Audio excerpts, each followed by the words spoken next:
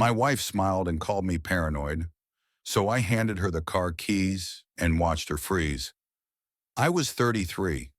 My wife Sarah was 31. We'd been married 4 years, together almost 8.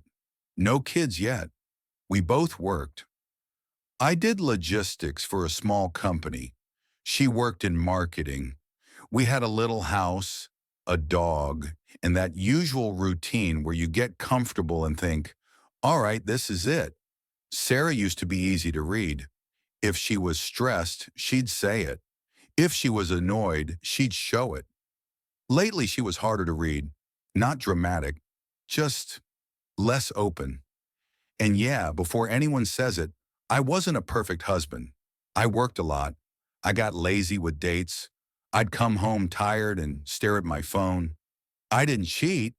I didn't scream at her. But I wasn't winning husband of the year either. Still, I knew our relationship. I knew her habits.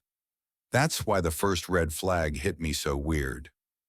She started going to the gym at night. Not after work, not in the morning.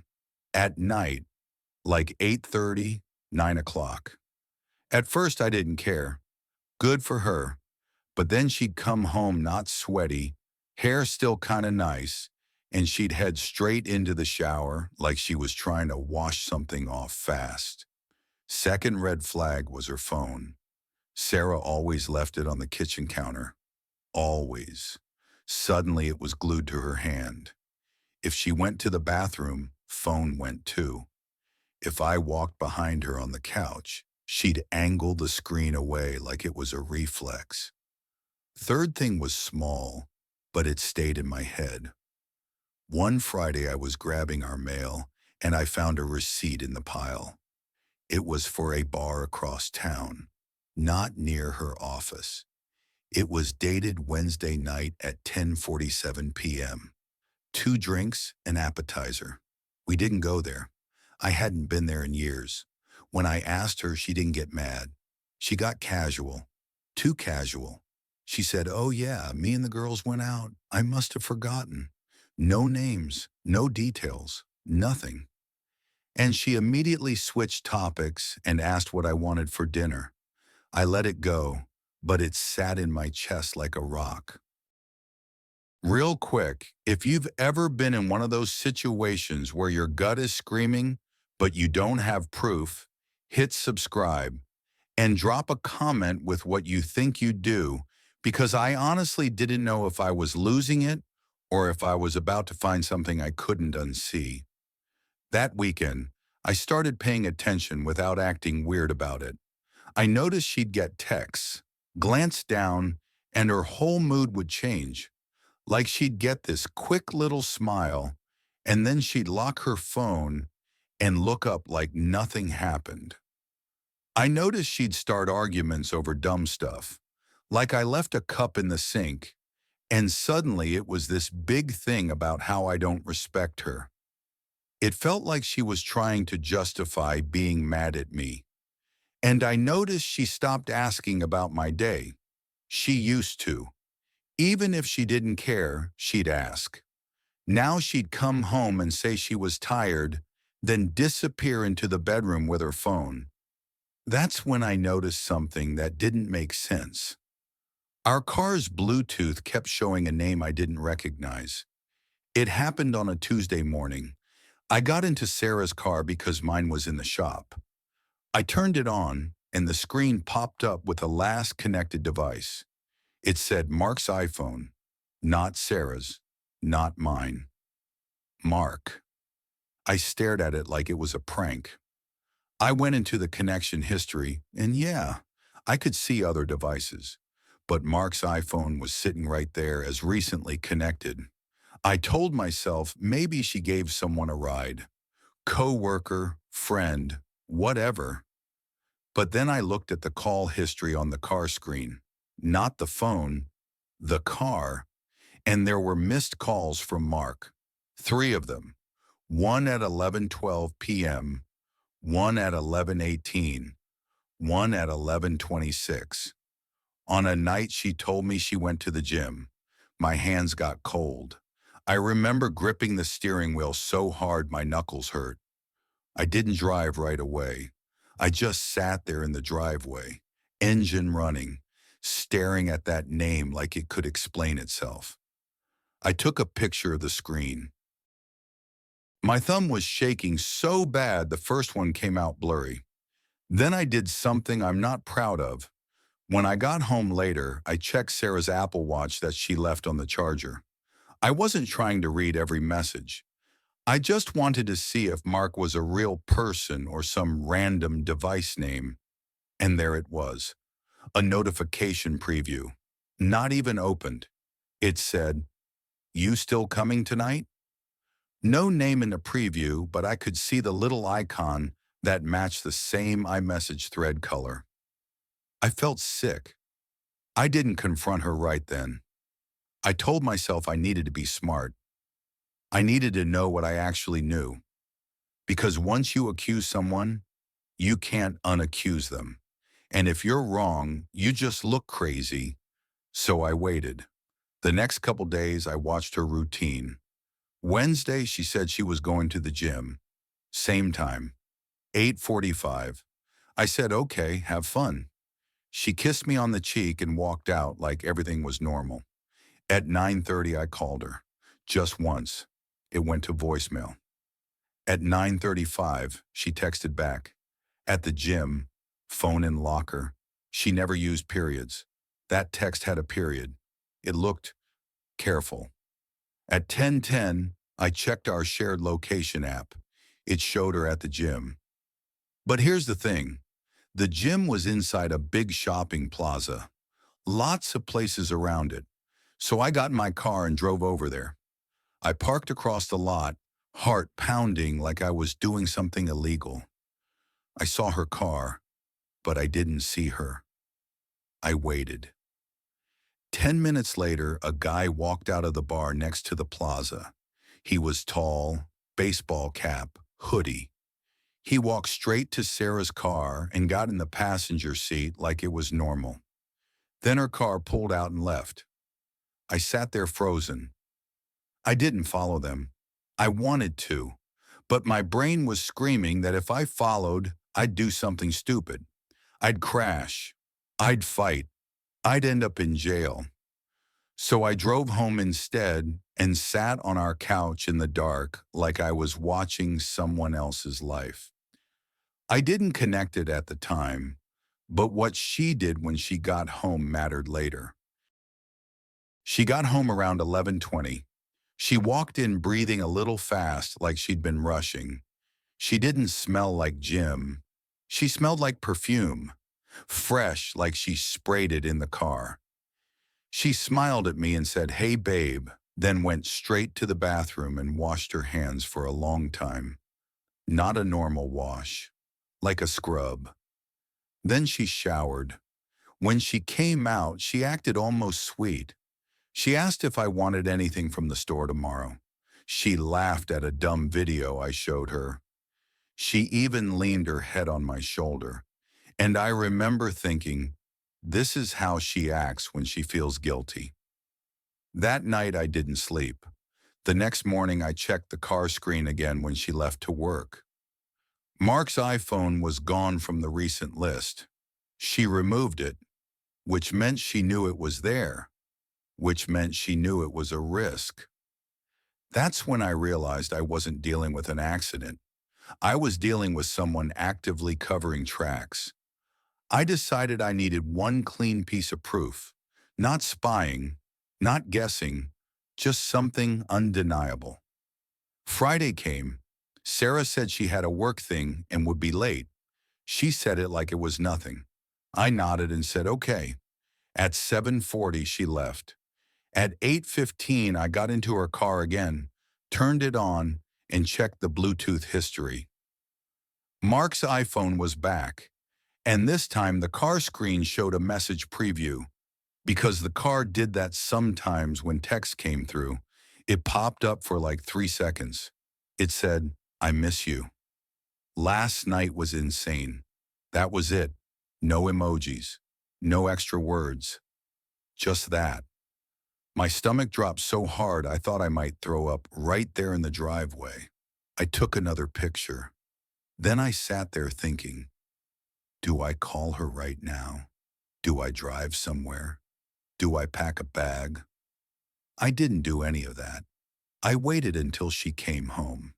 She walked in around 11 o'clock, acting tired, like she'd been working hard. She had a little paper bag with her, like leftovers.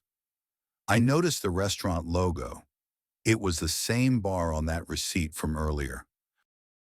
I asked her, "Where'd you eat?" She said, "Work ordered food." I held the paper bag and looked at it like it was evidence, because it was. Then I said, "Who's Mark?" Her face didn't change at first. Then I saw it, that tiny freeze in her eyes, like her brain was running through options. She said, "Mark? I don't know any Mark." I nodded slowly and said, "Okay." Then I asked her to hand me her phone. She laughed, not a real laugh, a nervous one. She said, "Why?" I said, "Because I asked. Hand it to me." She crossed her arms and said, "I'm not doing this. You're being paranoid." That word again. That's when I grabbed my keys, walked to the kitchen, and put them on the counter in front of her. I said, "Fine. Then you can explain it in the car." She looked confused. I walked out, got into her car, and turned it on. I waited. She followed me out, annoyed, like she was the one dealing with a problem child. She opened the passenger door and said, "What are you doing?" I turned the screen toward her, Mark's iPhone, the missed calls, and I pulled up the photo on my phone of the message preview.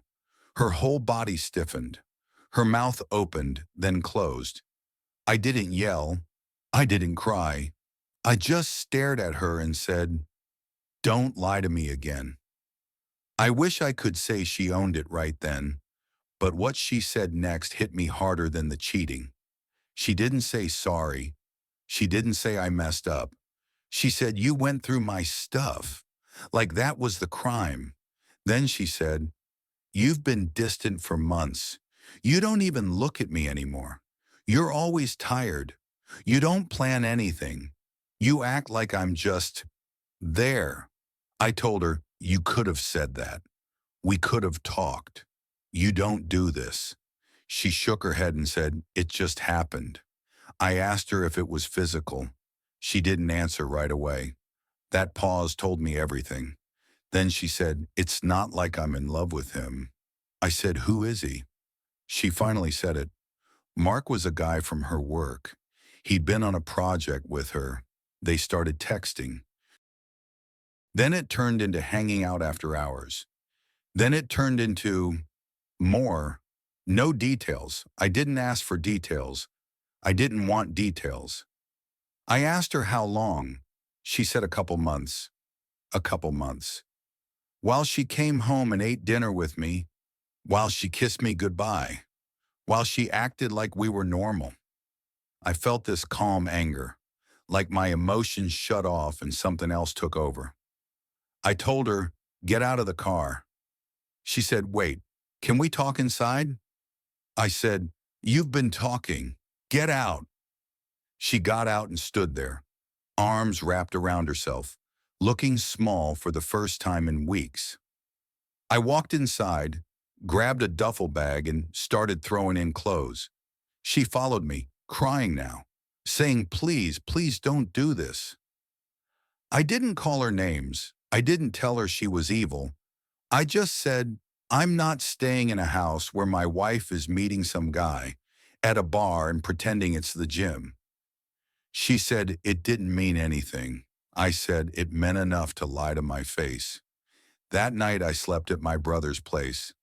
I didn't even tell him the whole story. I just said, "We're done." He didn't push. Next morning I went back when she was at work. I took my important stuff, laptop, documents, a couple things I cared about. The dog stayed because, honestly, I couldn't take him to my brother's, and Sarah loved him too. I wasn't trying to punish her. I just couldn't be there. I called a lawyer that Monday, not because I was trying to ruin her, because I needed to protect myself. We had a house, shared accounts. It wasn't just feelings. It was paperwork now. Sarah texted me all week. She said she was sorry. She said she ended it. She said she'd do anything. I didn't respond much. When I did, it was short and calm. The weirdest part was how fast she switched back and forth. One day she was apologizing. Next day she was angry, saying I was controlling, saying I invaded her privacy, saying I made her feel lonely. It was like she wanted me to be the bad guy so she could live with what she did. 2 weeks later, we met at the house to talk about logistics. She tried to act normal, like we were two adults making a plan. Then she said, "I didn't think you'd actually leave."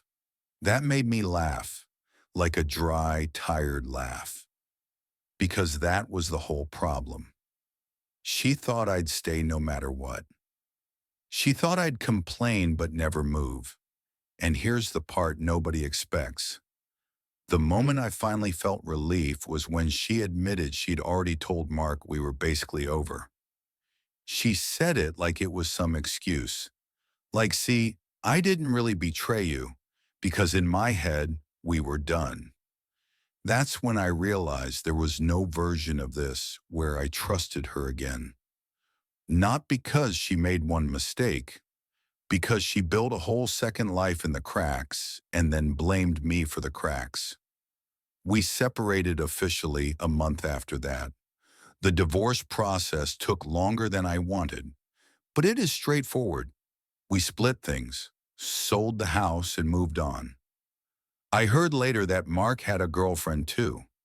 Sarah claimed she didn't know. Maybe that was true. Maybe it wasn't. At that point, it didn't matter. What mattered was I wasn't going to be in the middle of that mess. Now when I think back, it's not the car screen that sticks with me.